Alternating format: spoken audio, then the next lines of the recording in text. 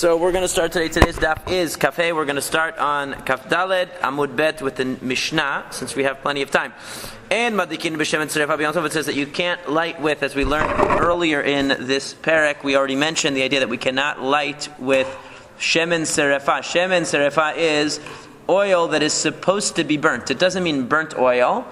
Literally, it means oil of burning because it is oil that needs to be burnt. It means oil of terumah that becomes tameh. If it becomes tameh, it becomes impure, it has to be burnt. So such oil cannot be used for lighting on Yom Tov. And we had mentioned earlier that this applies both to Yom Tov and Yom Tov, which is Erev Shabbat. Rabbi Yishmael says, "En madlikin be'itran b'pnei kevod Shabbat," that we cannot light with itran. Itran is some kind of a byproduct of pitch, which has a bad smell. So therefore, it's not an honor to Shabbat to use this. To use this on as a for candle lighting. Some kind of tar or something like that. The rabbis allow it. They allow all of the oils. B'shemen shum shemin, sesame oil, b'shemen agozim, nut oil, which perhaps could be peanut oil, b'shemen sinonot, radish oil, which I'm not sure that type of oil is that we have that today, but sounds interesting. B'shemen dagim, fish oil, we certainly have. B'shemen pakuot, this is some kind of the oil of some kind of gourd. Rashi says it's dela'at midbari, which means some kind of a wild gourd that grows in the desert.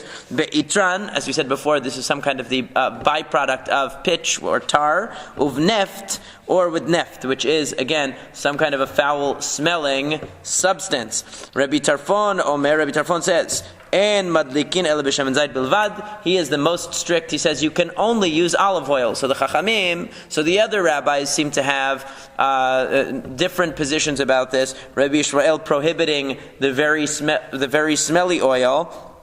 The Chachamim allowing all the oils, including the bad-smelling oil, and then Rabbi Tarfon saying, you know what, you can only use olive oil. That's it. There's no other options. Neft is not the oil. Nowadays, neft is used to mean gasoline, right? Or kerosene, but they didn't have that. They didn't have that back then. So what exactly they meant by it, we're not sure. Something similar to that, some kind of naturally occurring substance. Combustible. Something very flammable, right. And something that smells really bad. But it wouldn't be our concept of gasoline the way it's used today. So exactly what it means, they will say it's kerosene or something like that. We're not really sure exactly what the substance is necessarily, but it's some kind of a substance that's very flammable and doesn't smell good. My Tama, what's the reason that you can't use shemen serefa? Now we know that if you give the kohen terumah, you can only give the kohen terumah tehora, only terumah that he can eat, which is the terumah that is pure. But if it becomes tameh, so now he's not allowed to eat it anymore.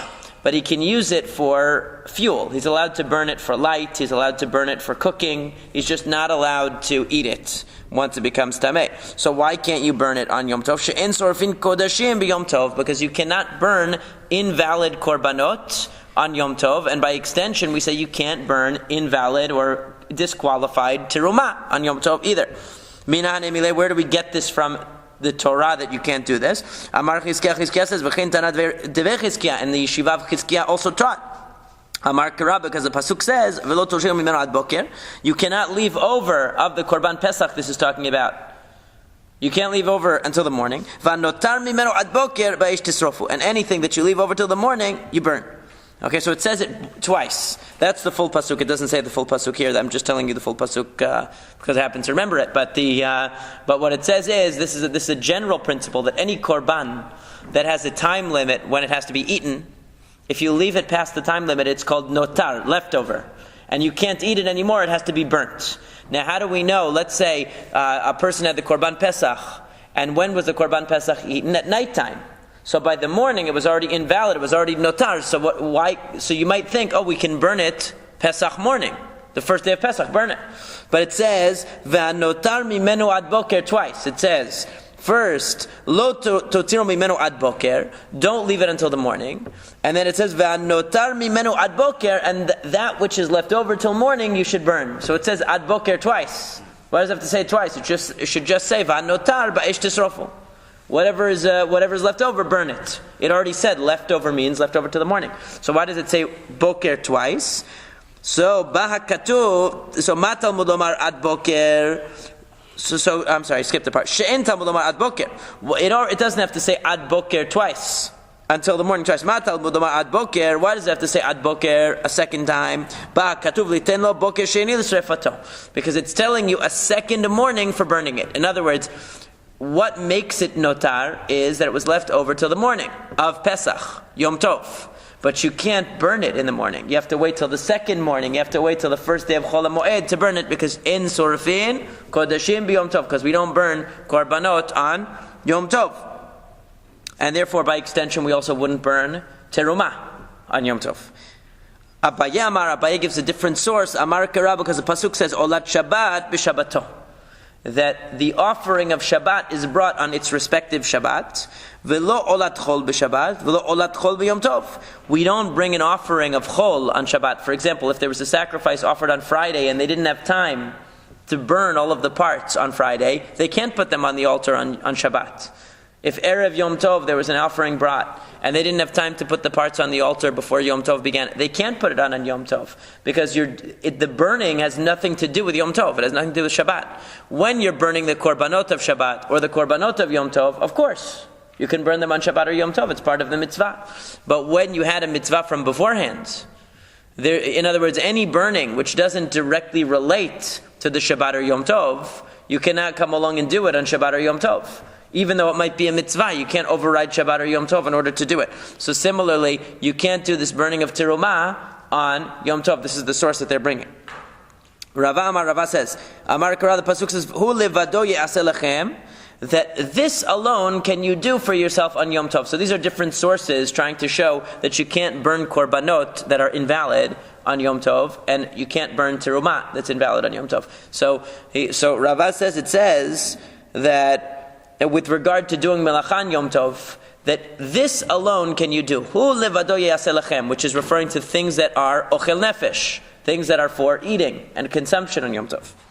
So it says, why does it say hu levado? This alone can you do. It's very emphatic language. So what is hu? Hu v'lo machshirin. Hu means this, only direct action that relates to food preparation can be done. But let's say you needed to construct a pot on Yom Tov to cook with. That's called machshirin. Let's say you needed to fix a barbecue. That's machshirin. That's indirect. You can't do that on Yom Tov. Livado, what does livado mean? Velo milah shelo bizmana. Not a milah that's not bizmana. In other words, if the day of a brit milah falls out on Yom Tov, of course you can do it even on Yom Kippur. But what if the day of the milah fell out on the middle of the week, and then it got delayed, and the baby is healthy and it's Yom Tov? You can't override Yom Tov even for a brit milah if it's shelo bizmana, if it's not the 8th day.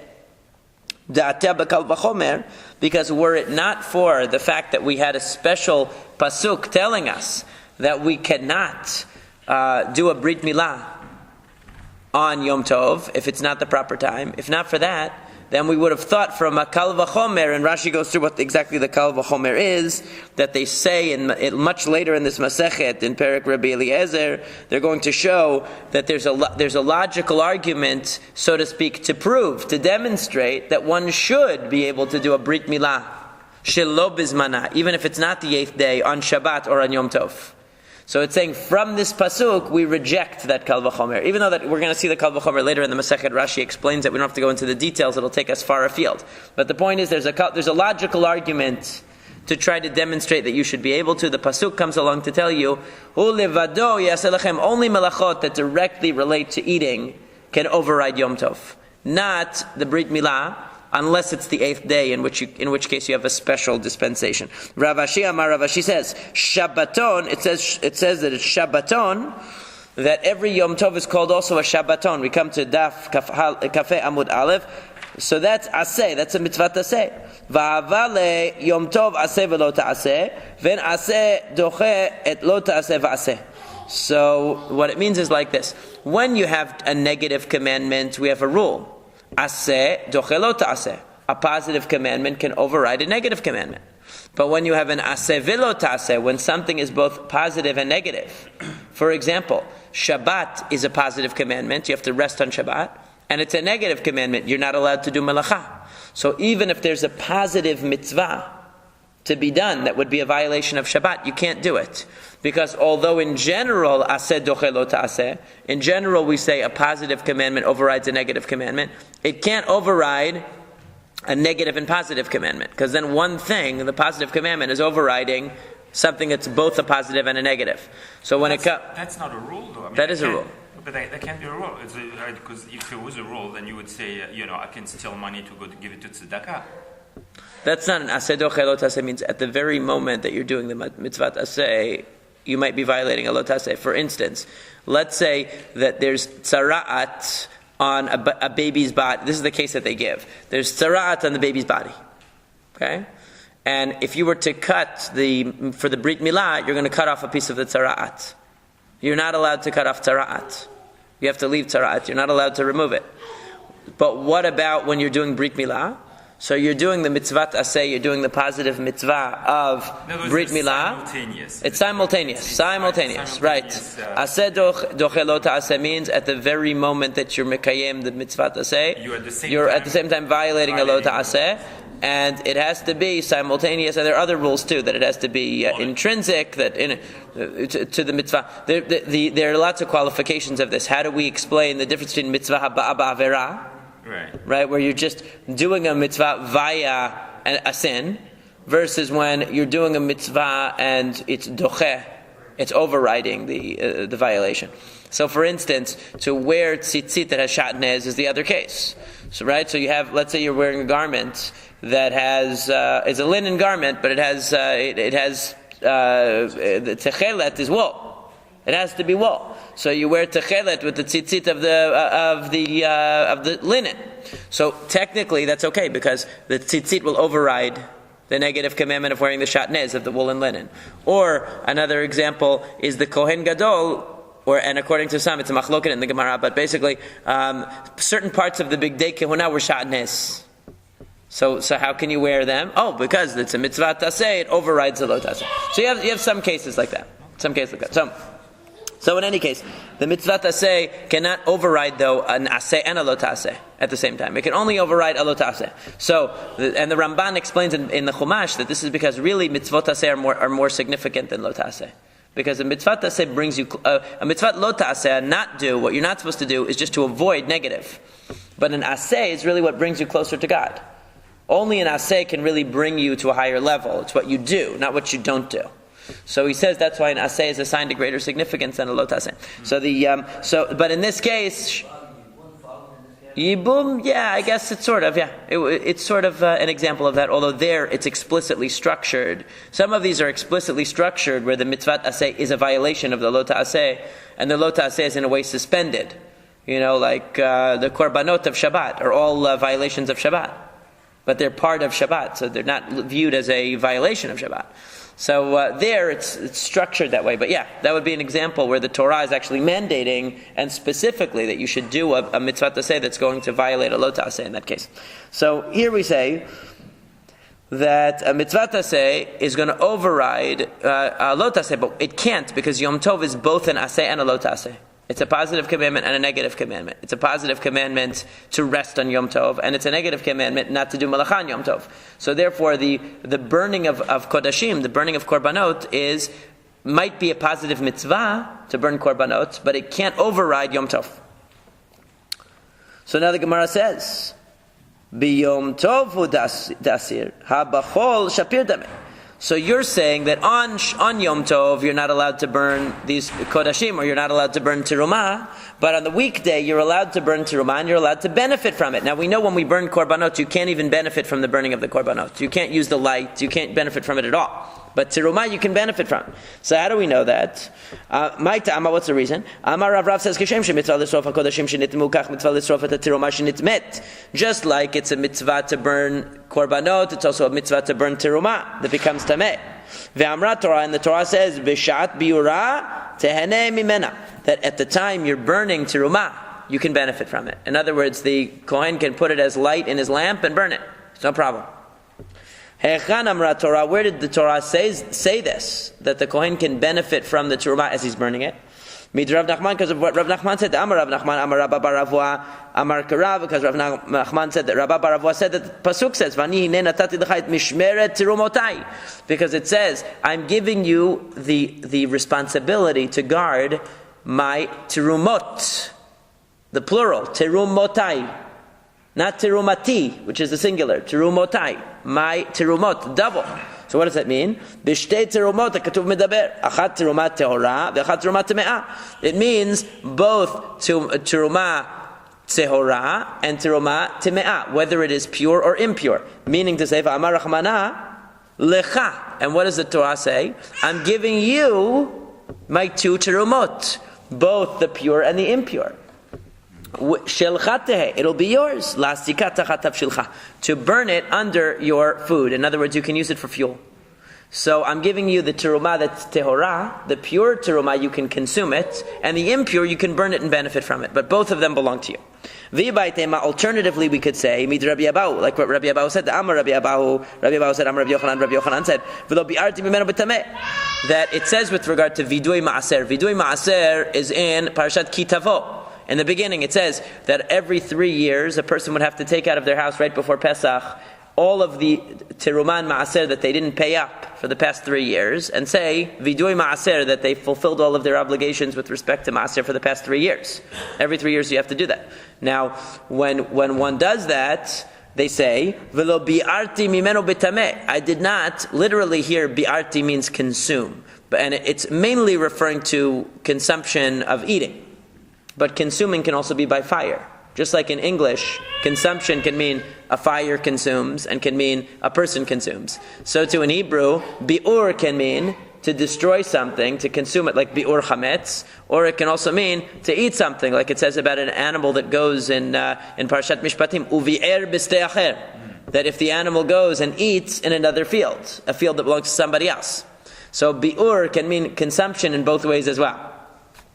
So he's saying, I did not consume it in a state of tum'ah. So what does that mean? That what that means is, you can't consume ma'aser when you're tameh, in a state of tum'ah. Okay, that's what you're not allowed to consume in a state of tum'ah. However, terumat teme'ah, you can. In other words, it doesn't mean you can eat it, but you can utilize it when it's in a state of tum'ah. So ma'aser you cannot, but teruma you can. How do you know we're talking about teruma? Since it's a specification, it says mimenu. I didn't partake of it, the ma'aser, when it was tameh. So when we're talking, let's say about Maser Sheni is something that you had to bring up to Yerushalayim and you had to consume it in Yerushalayim. So that's what I didn't use when it was tameh. Okay, so how do you know that it means to exclude teruma? Maybe it's excluding korbanot. Maybe it's excluding korbanot, and it means maaser you can't consume when it is tameh. But kodesh, shemen shel kodesh. In other words, the oil of kodesh means not the oil that the kohanim were given as teruma, but it means the oil that was used in the korbanot in the Beit HaMikdash, like the flour offerings. That's shemen shel kodesh. Maybe when that becomes tameh, you're allowed to burn it and benefit from it. Maybe that's what it's saying. How do you know it means only teruma? Since it's exclusionary and it's saying ma'aser only is what I can't use when it's tameh. Maybe shemen that's maybe oil that's used for korbanot. When it becomes tameh, you can also benefit from it. So it says lav kal v'chomer. It's a kal v'chomer. Ma ma'aser akal amrat lo bi'arti mimenu b'tameh kodesh chamor lo kol sheken. It's a kal v'chomer. If ma'aser, which is something which can be eaten by everybody, it's not a very high level of kedusha. It's not as special as, for example, teruma that can only be eaten by kohanim, or kodesh, korbanot. If that can't be eaten when it's in a state of tum'ah, and it can't be benefited from when it's in a state of tum'ah, then how could it be kal v'chomer that a korban that's tameh you can't benefit from it, or shemen, oil that was designated for menachot, for flour offerings, that becomes tameh, certainly you can't benefit from it. So the Gemara says, but wait a second, iachi teruma nami lema kal v'chomer. But according to that logic, you're going to have to say the same thing about teruma. Because if you're going to say that if ma'aser, I can't benefit from it when it's tameh, so kal v'chomer, teruma, which is holier, I can't benefit from that when it's tameh either. So then both terumah and kodashim should be the same. Whether it's the oil of terumah that became tameh, or it's the oil of the korbanot that became tameh, it should be the same. So it says, but wait a second, haketiv mimenu. But it says mimenu, it says an exclusionary statement by ma'aser, that only ma'aser can't be used when it's tameh. So what is that coming to say can be used? So, umar ra'ita, why do you assume that it's korbanot that can't be used when they are tameh, together with ma'aser, and terumah is the one that can be used when it's tameh? Where do you get that from? So the Gemara says, mistabara, it makes sense. Kodesh lo mima'itna, sheken siman panak achas. That kodesh, korbanot, the oil of korbanot, should not be excluded from the rule. In other words, it should be something we treat stringently. And we say that when it is tameh, it can't be used. Why? Because it has panak achas. What does that refer to? These are letters, a mnemonic, to help us remember what are the things that make it special. Pigul. Pigul is a rule that with korbanot, if the kohen has intention when he's slaughtering the korban, or receiving the blood of the korban, or carrying the blood of the korban to the mizbeach, or throwing the blood of the korban onto the mizbeach, if at any one of these 4 avodot, he has in mind that he's going to eat this korban after its designated time. Let's say he's bringing a korban that's only a 1-day korban. You can only eat it for 1 day. And he thinks, you know what? I'm going to have this tomorrow for lunch. That's called pigul. Or he says, you know what? I'm going to burn the parts tomorrow, instead of thinking that he's going to burn it right now. The intention invalidates the korban, and it's called pigul. So that's very stringent. Even just the intention without doing anything is an invalidator. Notar, with korbanot only do you have the principle of notar, that there's a time limit. In other words, in actuality, even if the kohen didn't have the wrong intention, but he left over some of the meat, it becomes invalidated also, disqualified. Korban, it has the status of a korban, which means that it has a certain kedusha, a certain sanctity to it that nothing else has. Me'ilah, there's a rule that if you misappropriate, if you benefit from or misappropriate anything that has the status of korban, it's called me'ilah. Me'ilah, you have to pay back a 5th, plus you have to bring a special korban me'ilah to make up for what you did wrong. That's very stringent. V'charet, if a person who is not qualified to partake of a korban partakes of it, for example, if he eats it in a state of tum'ah, the penalty is karet, excision. That's a very serious penalty. You don't get worse than that. And asur le'onen, and it's forbidden for an onen, for somebody who is in a state of aninut. Aninut means when somebody dies in a person's family, God forbid, and before the kivurah, before the person is buried, so the immediate relatives have not started the shiva yet. At that limbo period, that's called aninut. During that time, they're not allowed to partake of a korban.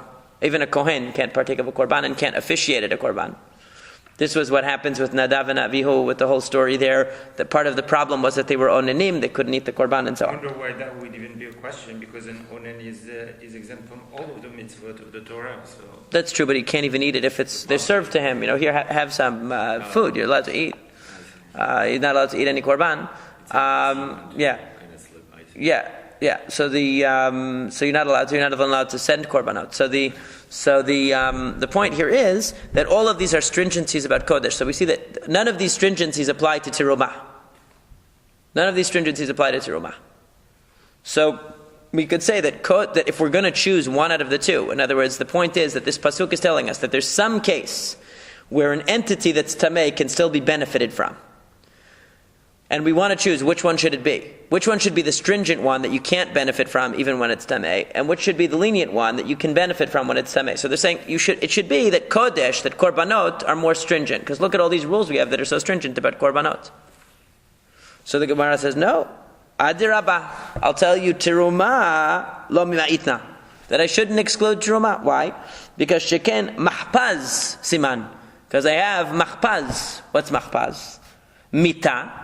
That if a person eats terumah that's not supposed to, okay? For example, a person who's a zar, who is a non-kohen, eats terumah, or a kohen who's tameh eats terumah, he has mita b'yedei shamayim, that he has death at the hands of heaven.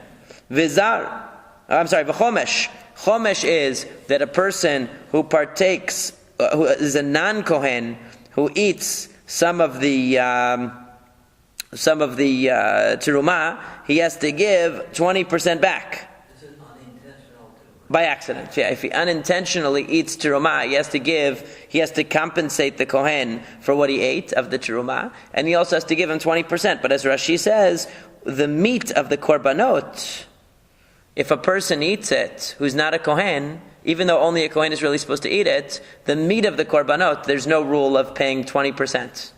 You're not allowed to eat it if you're not a kohen, but there's no rule of 20% there.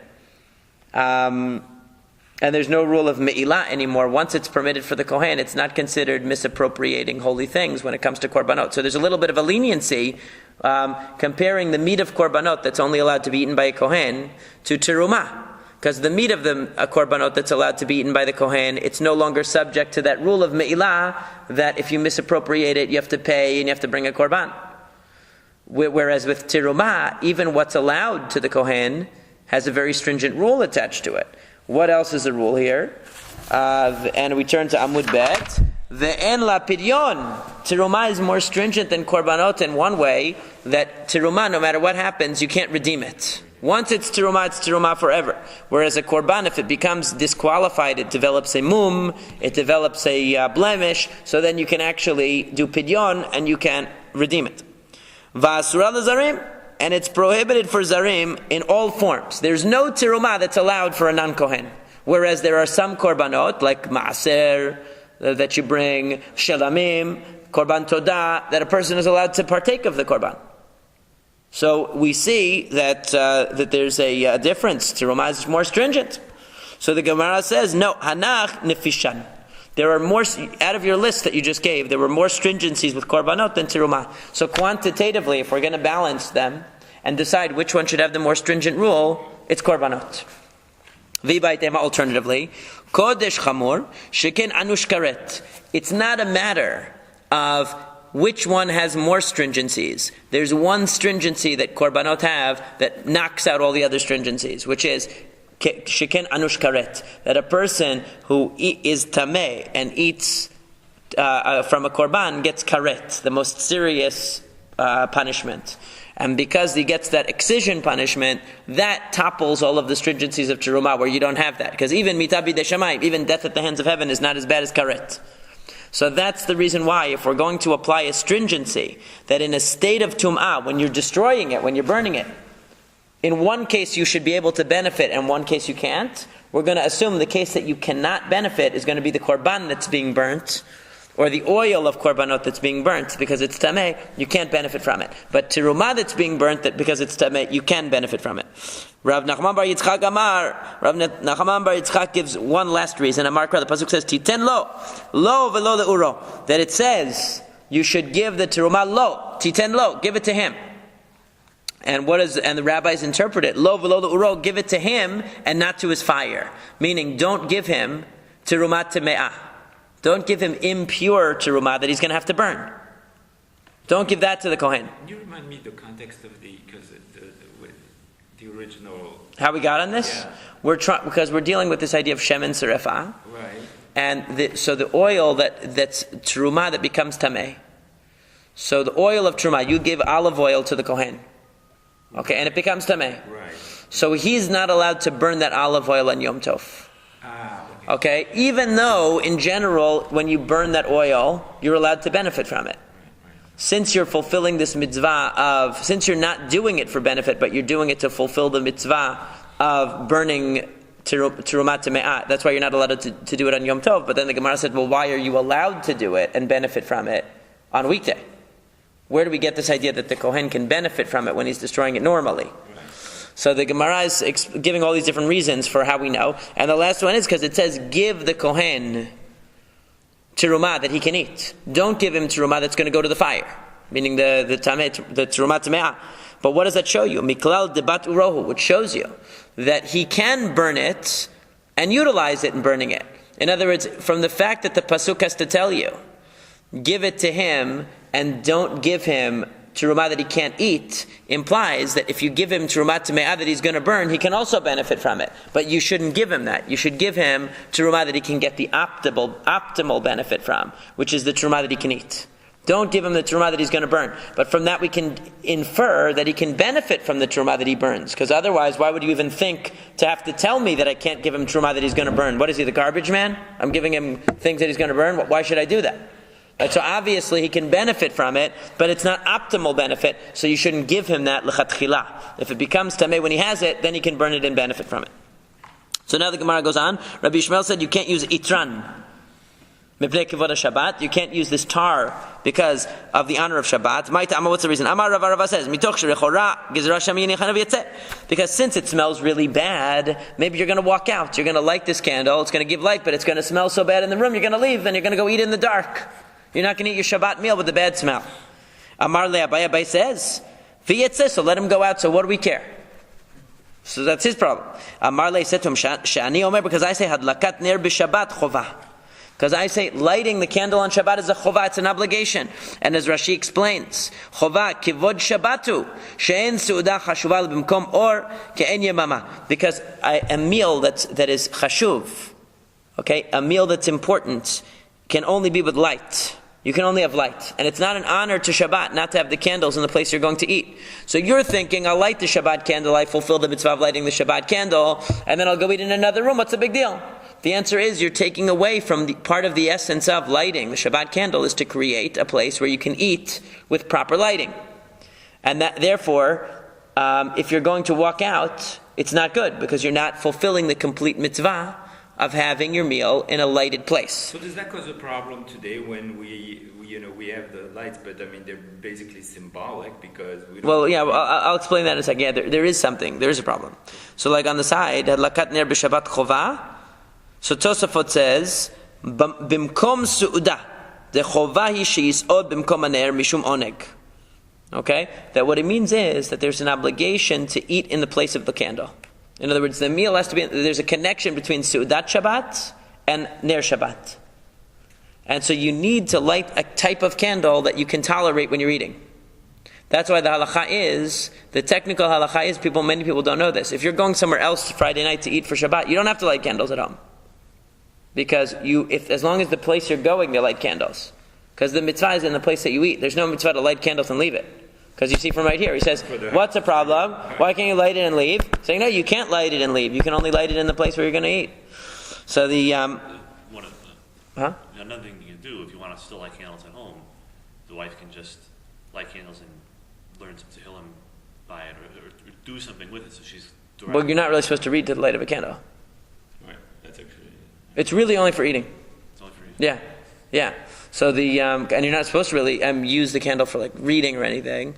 There's a different problem we have. You're not supposed to eat right before Shabbat. The real right. There's a lot of problems. So the real issue is, like you mentioned, that nowadays we have electric lights. So when you light the candle, what are you doing? So like Rabbeinu Tam says, if you have lights lit, you need to extinguish. Let's say, for example, you had a candle lit from before Shabbat. So technically, you could say, I'm going to rely on that as my Shabbat candle. What's the problem? I'll eat to that light. So he says you have to extinguish it and light it again. Because you're not really doing... It's also a mitzvah midrabanan to light the candle. L'hadlik ner shel Shabbat. So you have to extinguish it and light again. So there are many poskim that say today, and I think it makes a lot of sense, that when one lights Shabbat candles, what they should do is they should turn off the lights. Light the Shabbat candle and turn on the lights. Because otherwise what you're doing when you light the Shabbat candle is nothing, basically. Yeah, but then in other words, you're it, then you can't. No, that's not true. Sure, you can. You just have in mind you're not accepting Shabbat till after you do it. Because I mean, for Sfaradim, the way we do it, I don't know what your custom is. For us, we say the bracha before, anyways. Right. So when you say the bracha, l'hadlik ner shel Shabbat, you light the candle and you turn on the lights. That's fine. It's all part of one thing. But there are some poskim who say as soon as you say l'hadlik ner. Yes, but everybody agrees you can have in mind not to. Okay. Yeah, everybody says you can have mind. You can light candles before and then go to synagogue if you have to drive and all that. Everybody holds you can do that. So you would have in mind. So that's a lot of poskim say you have to do that because otherwise, when you do the l'hadlik ner shel Shabbat, it's actually bracha levatala. Because if you have a room that's totally well lit and you light a little candle, you didn't do anything. See, after the storm that we're going to have, maybe you'll have the Ner Shel Shabbat. It's going to work, Exactly. But now what's it do? But you also have the light of the outside. True, but that's not sufficient. It's not sufficient. Yeah. So everybody. Yeah. So what does he say? The Amar Rav Nachman bar Rav Zavda, because Rav Nachman bar Zavda said, "Va'amrila Amar Rav Nachman bar Rava." That Rav Nachman bar Rava said, Amar Rav, in the name of Rav, Hadlakat ner b'Shabbat chova. It's an obligation to light Shabbat candles. Rachitzat yadayim v'raglayim b'chamin, and washing your hands and feet in hot water, arvit, in the evening, is reshut. Because remember, they didn't take showers every day back then. So cleaning up with hot water was a big deal. They didn't do that regularly. It's a mitzvah. It's reshut. It's optional, but it's a good thing to do. Va'ani omer mitzvah. I'm sorry. So the first one says reshut. It's optional. The second one says va'ani omer mitzvah. I say it's a mitzvah. So there are three levels. Reshut means it's a nice thing to do if you can do it. Mitzvah means you should do it, but it's not a technical obligation. Chovah means it's an obligation.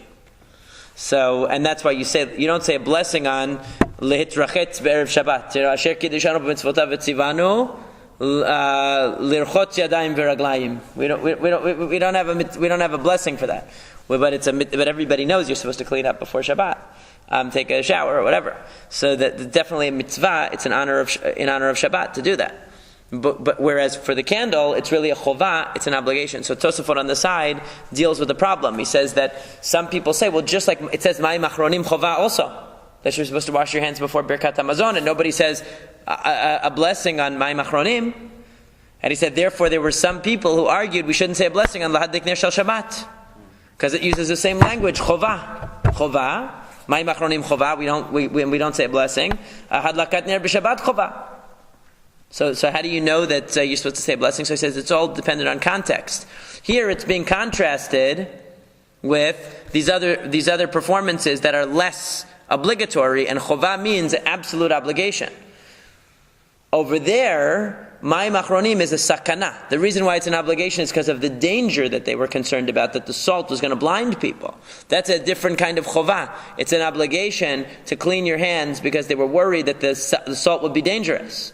So it's a chovah, but it's a negative. It's a removal of this salt from the hands. Here it's a positive. It's a positive commandment that the rabbis instituted. It's a different type of chovah. So that's why we do say a blessing on it. The Amar Rav Yehuda Amar Rav, because Rav Yehuda said, the Rav says, Kach haya minago shel Rav Yehuda bar Ilai. This was the custom of Rabbi Yehuda bar Ilai. Erev Shabbat bivino arivam le'achamin. They would bring him a big trough of hot water on Erev Shabbat.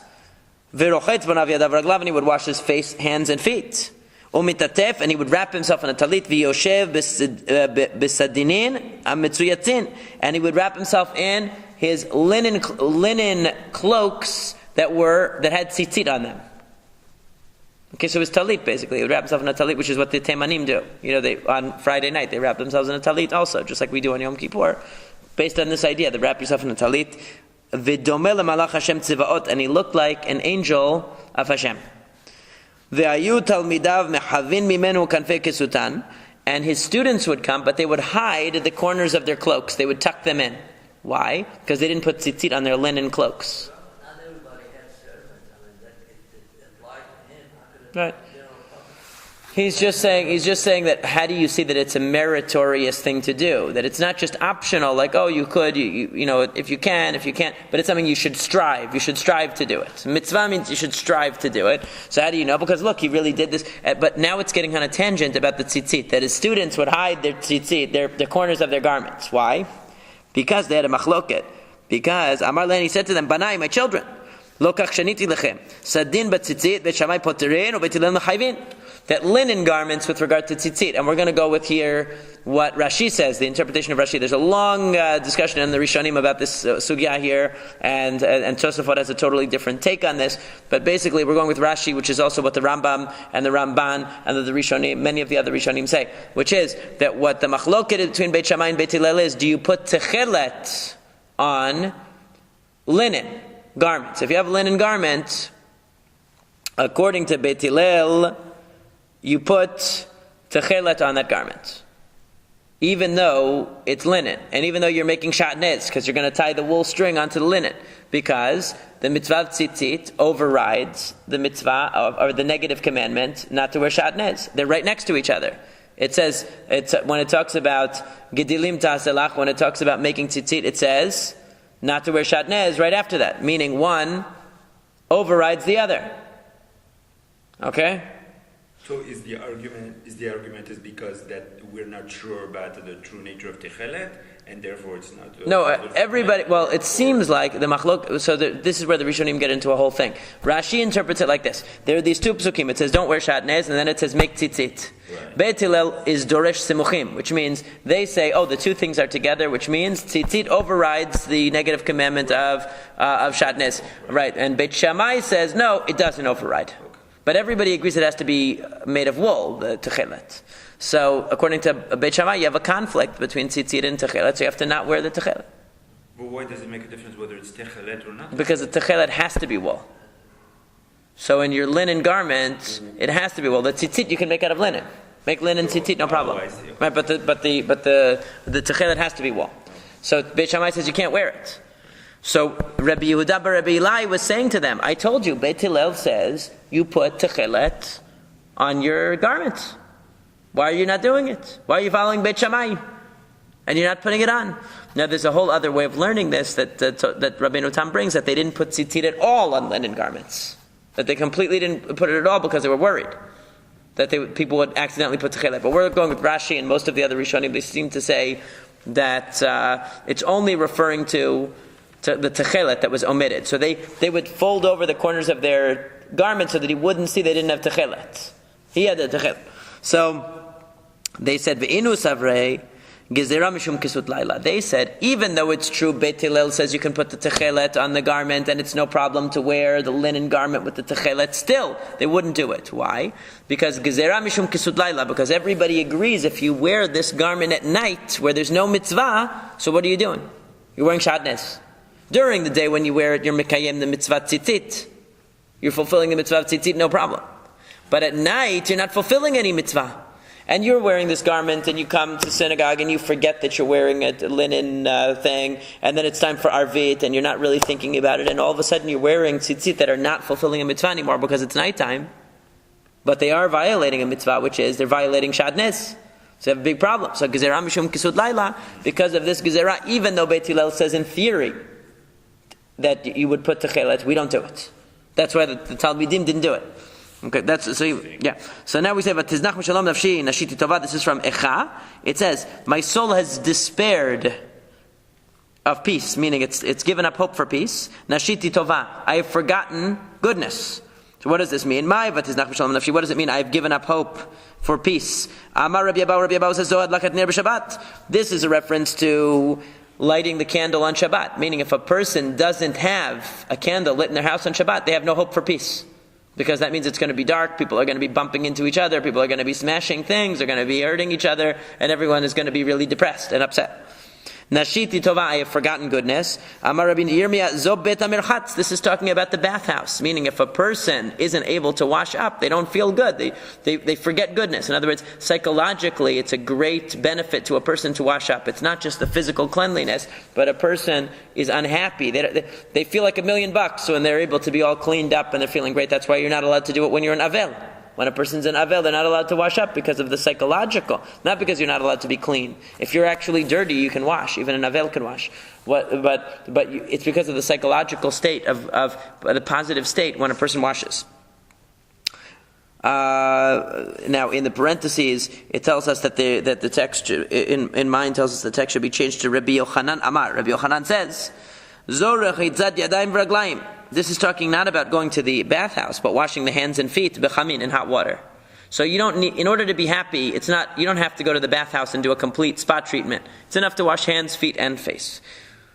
Hands and feet in hot water. Rabbi Yitzchak Nafcha Amar. Rabbi Yitzchak Nafcha says, "Zo mitana'a v'chilim na'im she'alea." This means a nice bed with nicely laid. There's nothing better, he's saying, than having a bed made nicely with a nice sheet and blanket, and getting in that is the most comfy, enjoyable thing. Isn't it true? Definitely true. If a person doesn't have that and they have to get in a messy bed, or it's not a comfortable bed, then they're not going to be happy. Nashiti tova, they're going to forget goodness.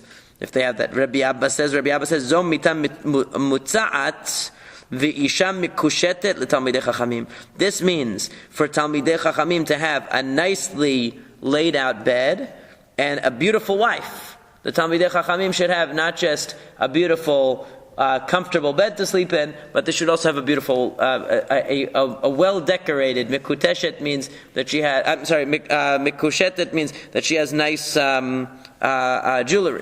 jewelry, and she's well dressed and she looks beautiful. So she should be. That's for Talmidei Chachamim to be happy. Tanu Rabbanan, the rabbis taught, Ez ashir. Anybody who's happy with the wealth that they have is rich. So Donald Trump is actually not rich according to this, because he never seems happy with what he has. Siman. So we have a siman, matkas. Matkas is going to be a siman for the things that are considered being rich. Rabbi Tarfon Omer, kol sheyesh lo kuf kramim, umea sadot, umea avadim she'ovdin ben. Anybody who has 100 vineyards, 100 fields, and 100 servants working on them is rich. Okay? Now, obviously, what he's saying is you have to be past a certain threshold of wealth, and then you're rich. Rabbi Akiva Omer, kol sheyesh lo isha na'a b'masim. Anybody who has a good wife. Now, it's funny because each one of these can kind of be, it's like a little bit autobiographical. Because Rabbi Tarfon was very rich. Right? Rabbi Akiva had a wonderful wife, because we all know the story about Rabbi Akiva's wife. Right? So he's rich. Rabbi Yossi Omer, kol sheyesh lo beta kiseh samuch l'shulchano. Anybody who has a bathroom close to their table. Now you think that's funny. But in those days, to go to the bathroom, you have to go to an outhouse. It was an ordeal. Yeah, it was an ordeal. It was a big deal. To have to go out to the bathroom, it was no simple thing. You had to go truck out to the to the middle of nowhere. Walk out into a field, walk out in the cold, rain, wind, God knows what, to go use the bathroom. It was a huge process. So having a bathroom close by, in other words, having indoor plumbing, makes you a rich man. We have to be thankful for the amenities and the luxuries that we have. Have a great day, everybody.